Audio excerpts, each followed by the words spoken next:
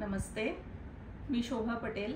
आयुष्य खूप सुंदर आहे या चॅनलवर तुम्हा सगळ्यांचं स्वागत आहे। आज आपण पेरू आणि मिरचीचं पल्पी शरबत कसं बनवायचं ते आपण त्याची पद्धत बघूया। चला आता आपण बघूया शरबत कसं बनवायचं ते। त्याच्यासाठी एक मीडियम साइजचा एक पेरू घ्यायचा। हे साधारणतः या पेरूचं 4 ते 5 ग्लास शरबत बनेल। त्याची आपण साल काढायची आणि मग धुवून त्याला व्यवस्थित छोटे छोटे पीस करून मिक्सीमध्ये त्याला क्रश करायचं। तर पेरू जवळ आपण थोडासा पुदिना आणि थोडीशी अशी मिरची, आता ही मिरची आहे ना, ही साधारणतः 15 ग्लासासाठी आहे, तर आपण 5 ग्लासासाठी 1/3 अशी घ्यायची। तर ते क्रश करताना पेरूची साल काढायची आहे आणि मग पेरूचे छोटे छोटे पीस करून त्याचा थोडासा पुदिना आणि मिरची ते घालून क्रश करायचं। ते क्रश झाल्यावर त्याला एका गाळणीच्या सहाय्याने व्यवस्थित गाळून असा त्याचा पल्प काढायचा आहे। हा पल्प रेडी आहे, तो मी आधीच रेडी करून ठेवला आहे। त्याच्यात क्रश करताना थोडीशी साखर घालायची, एका ग्लासाला 1 चमचा अशी साखर त्यात घालायची। चला आता आपण त्याच्यासाठी दुसरं साहित्य पण लागणार आहे। तर बेज आपण एक लेमन शरबतने करूया। लेमन शरबत जसं बनवतो ना तसं त्याचं बेज असतं। त्याच्यासाठी आतमध्ये घालायला आहे काळा नमक, मग ही मिरी पावडर, हे भाजलेला जिरा त्याची पावडर, हे साधा नमक आहे, साधं मीठ, आणि हा सब्जा। हा आधीच भिजवून ठेवायचा, तो मी हा भिजवून ठेवलेला आहे। असं त्याचं भिजलेला असतो तो। एवढं साहित्य लागेल आणि एक पिठी साखर, ती पण नंतर ॲड करायला आपल्याला टेस्ट प्रमाणे लागेल तसं आपण ॲड करायचं। तर चला आता आपण मस्तपैकी शरबत बनवूया सगळ्यांनी मिळून। आता आपण आधी 4 ग्लास पाणी घ्यायचं आहे।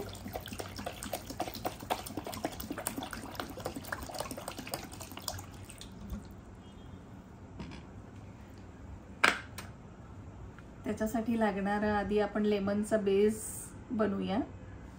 तर हे मी लिंबू कापून ठेवलंय, ते आता त्याचा आपण त्यातल्या बिया काढून घेऊ।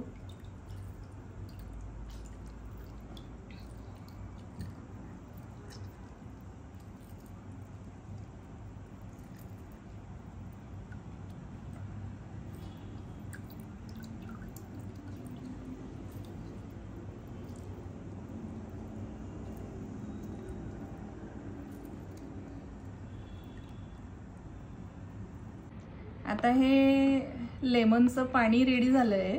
ॲक्च्युली त्याच्यात आहे ना थोडासा स्ट्रॉंग बेस असायला हवा। लेमनचं जे ज्यूस आहे ते प्रॉपर असायला हवं। याच्यात साधारणतः 4 ग्लासमध्ये 2 लिंबू जातील एवढं तर नक्की। चला आता आपण पुढे त्याच्यात बाकीचे साहित्य ॲड करूया। आता हे लेमन आहे फक्त त्याच्यात टाकलेलं, आणि हा पल्प आहे। या पल्पमध्ये थोडीशी साखर आहे, प्लस त्याच्यात पुदिना आणि मिरची। तर हे बघा अंदाजे हे 4 जणांसाठी आहे। 4 ते 5 ग्लास हे शरबत, पल्पी शरबत रेडी होईल।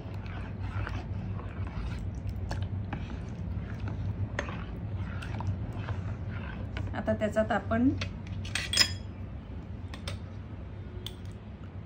हे आहे काला नमक, ते चवीनुसार जाईल। हे आहे मिरी पावडर,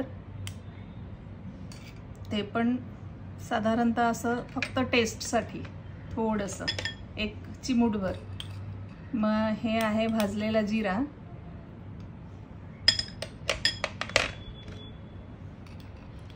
हे साधा नमक आहे, साधं मीठ,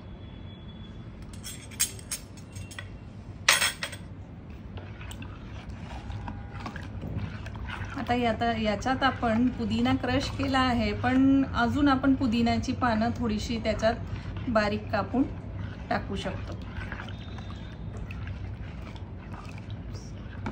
आता हे शरबत रेडी झालंय, त्याच्यात आपण थोडीशी साखर घालूया।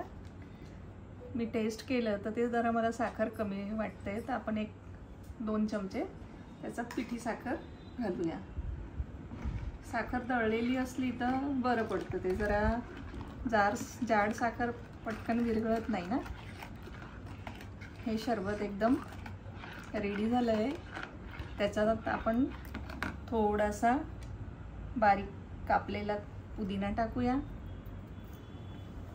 मग हे जे ते सब्जा आहे, भिजवलेला सब्जा, तो आपण त्याच्यात ॲड करू।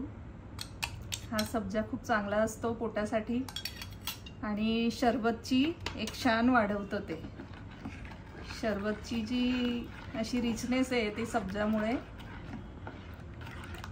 वाढते।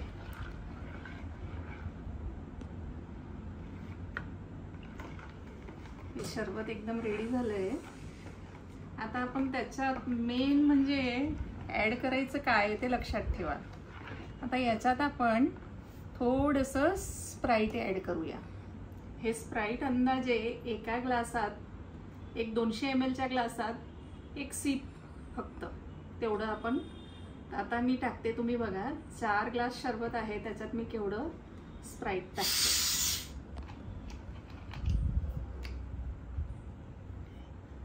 एका ग्लासाला अंदाजे बस 1, 2, 3 आणि हे 4। याच्यापेक्षा कमी टाकलं तरी त्याला टेस्ट चांगली येते, पण थोडंसं मापाने टाकलं तर व्यवस्थित लागतं टेस्ट। आता हे शरबत रेडी झालंय, आपण सर्व करूया आणि टेस्ट करूया कसं झालंय ते। एक आईस क्यूब टाकते।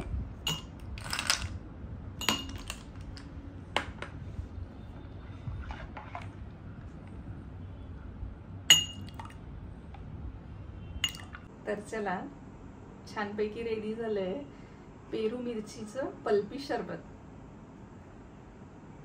तर या शरबत प्रमाणे मी इतर फ्रूट्सचंही शरबत बनवते आणि त्याच्या ऑर्डर्स पण घेते।